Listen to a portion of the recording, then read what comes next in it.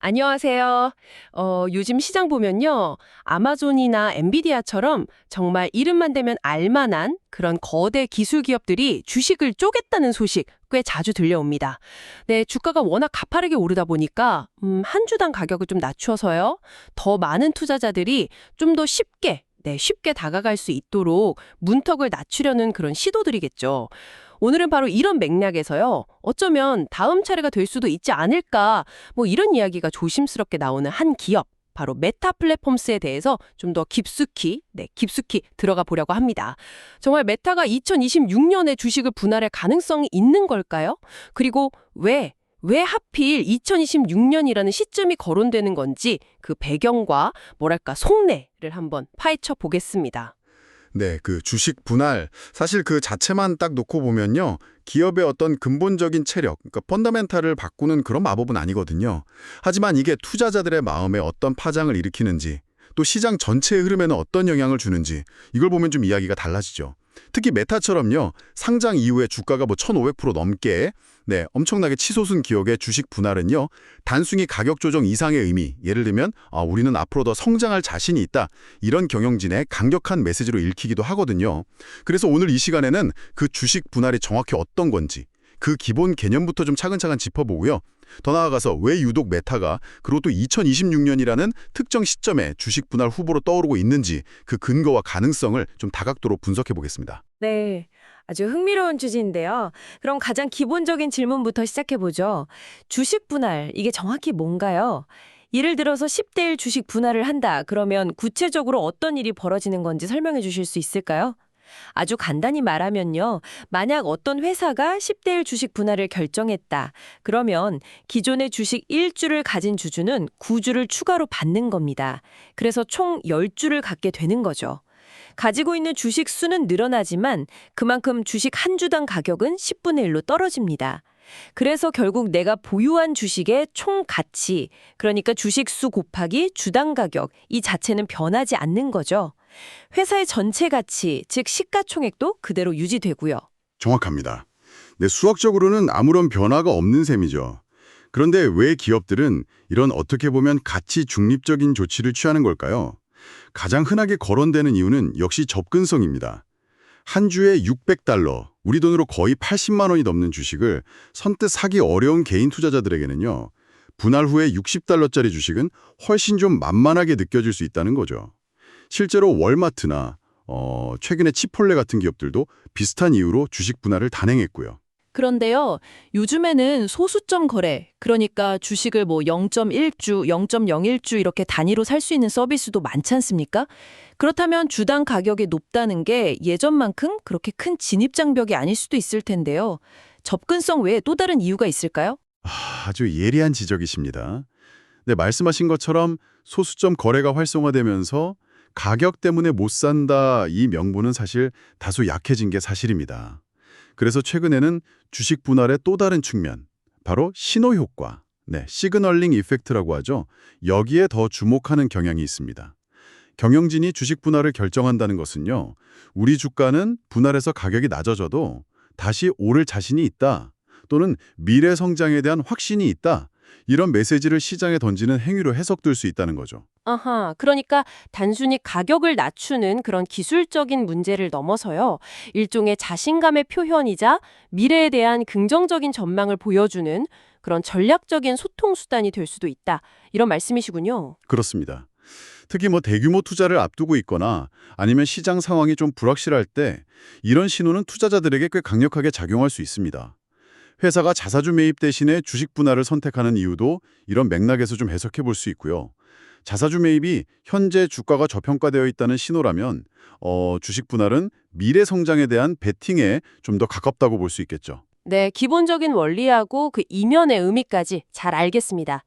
그럼 이제 본격적으로 메타 플랫폼스, 메타 이야기를 해보죠. 2012년 5월 당시에 페이스북이라는 이름으로 상장했을 때만 해도 뭐 논란이 좀 있었던 걸로 기억하는데요. 어느덧 시가총액 최상위권의 거대 기업이 됐습니다. 주가 상승률이 1,500%가 넘고 현재 주가는 600달러 선을 오르내리고 있죠.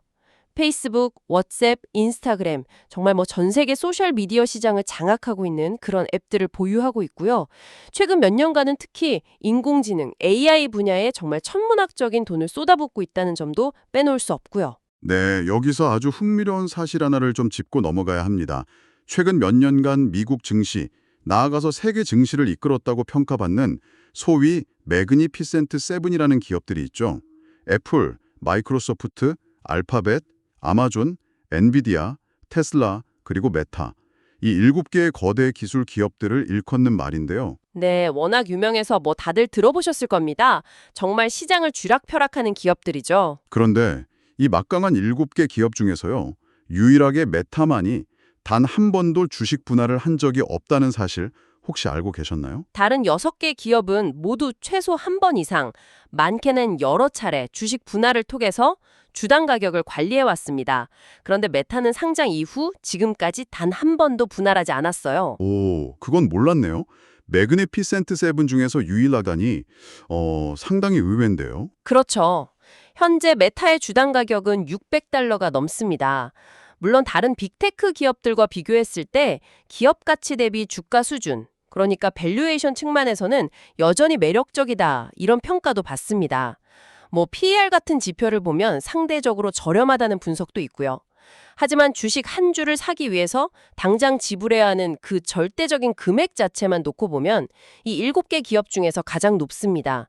뭐 엔비디아나 테슬라가 분할 전에 $1,000를 훌쩍 넘겼던 것에 비하면 맞지만 그래도 $600 역시 결코 만만한 가격은 아니죠. 그렇다면 이 높은 주당 가격하고 매그니피센트 세븐 중 유일한 미분할 기업이라는 점, 이게 맞물리면서 슬슬 분할 가능성이 제기되는 걸까요? 왜 하필 2026년이라는 구체적인 시점까지 거론되는 건지 이게 궁금합니다. 네, 몇 가지 근거들이 제시되고 있습니다. 첫 번째는 방금 말씀하신 바로 그 높은 주당 가격입니다. 뭐 소수점 거래가 가능하다고는 하지만 여전히 $600라는 가격표는 일부 개인 투자자들에게 심리적인 부담을 줄 수 있고요. 또 옵션 거래 같은 파생 상품 시장에서도 거래 단위를 낮추는 효과가 있습니다. 그래서 접근성을 높여야 한다는 목소리가 꾸준히 나오는 이유죠.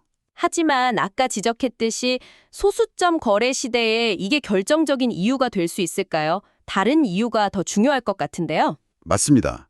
그래서 두 번째 이유가 어쩌면 더 설득력 있게 들립니다. 바로 메타의 AI 야심과 관련된 자신감의 표출입니다. 메타는 현재 AI 분야, 특히 자체적인 거대 언어 모델 개발과 AI 인프라 구축에 정말 엄청난 자원을 쏟아붓고 있거든요. 마크 저커버그 CEO가 직접 나서서 범용 인공지능 AGI 개발을 목표로 하고 있다, 이렇게 공언할 정도죠. AI에 대한 투자가 정말 공격적이긴 하더군요. 네. 그런데 중요한 것은요, 메타 스스로 2026년에 AI 관련 자본 지출, 그러니까 캐펙스죠, 설비 투자를 2025년보다 훨씬 더 큰 폭으로 늘릴 것이라고 예고했다는 점입니다. AI 경쟁에서 확실한 우위를 점하기 위해서 뭔가 승부수를 던지겠다, 이런 의미로 해석되는데요. 이런 대규모 투자를 앞둔 시점에서 주식 분할을 간행한다면 이건 시장에 우리는 이 막대한 투자가 반드시 성공할 것이고 미래 성장에 대해 매우 확신한다는 강력한 신호를 보내는 효과가 있을 수 있다는 분석입니다. 아, 단순한 가격 조정을 넘어서 AI 시대 리더십에 대한 회사의 의지와 자신감을 보여주는 그런 전략적인 포석이 될 수 있다는 거군요. 엔비디아가 그 AI 붐 속에서 주식 분할을 했던 것과 좀 비슷한 맥락으로 볼 수도 있겠네요. 네, 비슷한 측면이 있죠. 다만 엔비디아는 이미 AI 칩 시장의 압도적인 지배력을 확보한 상태에서의 분할이었다면 메타는 이제 막대한 투자를 통해서 그 결실을 보려는 시점이라는 차이는 있습니다. 그래서 메타의 분할은 어쩌면 더 미래지향적인 베팅의 성격을 띨 수도 있습니다. 또한 높은 주가는 그 우수 인재 유치를 위한 스톡옵션 행사에도 부담이 될 수 있는데 분할을 통해서 이 문제도 좀 완화할 수 있다는 그런 부수적인 효과도 고려해 볼 수 있고요. 그렇군요. 세 번째 이유도 있다고요? 네, 세 번째는 다소 현실적인 이유인데요. 바로 주가 퍼포먼스와 관련됩니다. 올해 들어서 메타의 주가 상승률이 약 7% 수준에 머물고 있는데 이게 다른 매그니피션트 세븐 기업들의 상승세와 비교하면 상대적으로 좀 부진한 편입니다. 물론 7%도 낮은 수익률은 아니지만 시장을 주도하는 그룹 내에서는 다소 뒤처기는 모습이죠. 주식 분할 자체가 뭐 장기적인 주가 상승을 보장하는 것은 아닙니다만 단기적으로는 투자자들의 관심을 좀 환기시키고 거래량을 늘리는 효과가 있다는 연구들이 있습니다. 일종의 이벤트 효과라고 할 수 있죠. 따라서 상대적으로 좀 주춤한 주가에 활력을 불어넣기 위한 방편으로 주식 분할 카드를 고려할 수 있다는 관측입니다. 그렇다면 높은 주가 부담 완화, 그리고 AI 투자에 대한 자신감 표출, 또 상대적으로 부진한 주가에 대한 모멘텀 제공, 이 세 가지 요인이 복합적으로 작용하면서 2026년이 메타에게 주식 분할을 실행하기에 적기일 수 있다. 이런 분석이군요.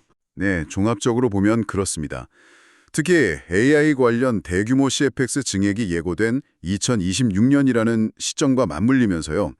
단순한 주가 관리 차원을 넘어서 회사의 미래 비전과 자신감을 시장에 각인시키는 매우 전략적인 결정이 될 수 있다. 이런 해석에 무게가 실리는 거죠. 매그니피선트 세븐 중 유일한 미분할 기업이라는 그 타이틀을 벗어던지고 새로운 성장 스토리를 쓰기 위한 발판으로 삼을 수 있다는 그런 기대감입니다. 물론 실제 분할 여부는 전적으로 메타 경영진의 판단에 달려 있겠지만요.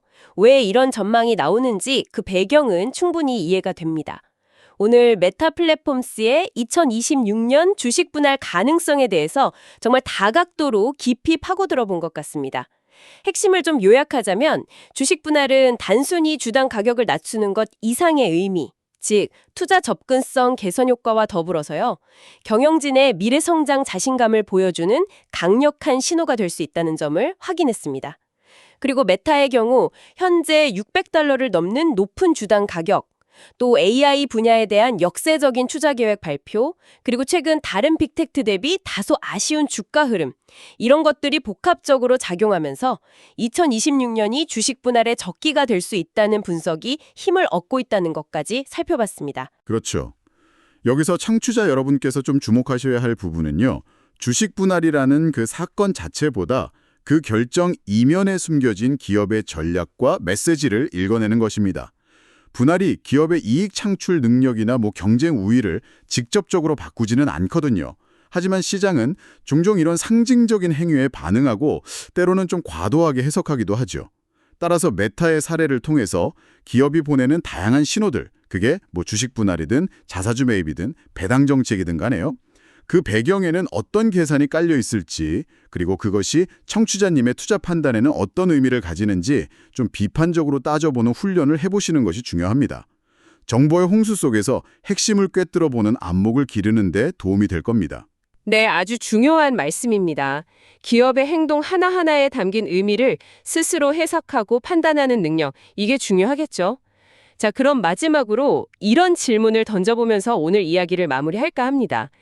만약에요, 우리가 오늘 논의한 여러 가지 그럴듯한 이유들, 높은 주가, AI 투자 자신감 표출 필요성, 주가 부양 효과 기대 등등 이런 것들에도 불구하고요.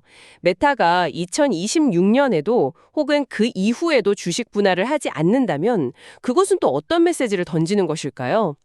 어쩌면 우리는 단기적인 주가나 시장의 기대에 연연하지 않겠다. 오직 장기적인 펀더멘털과 비전에만 집중하겠다라는 더 대담한 선언일 수도 있지 않을까요? 혹은 우리가 놓치고 있는 또 다른 이유가 있는 걸까요? 이 질문에 대한 답을 여러분 각자 한번 생각해 보시는 것도 오늘 나눈 이야기만큼이나 흥미로운 과정이 될 것 같습니다.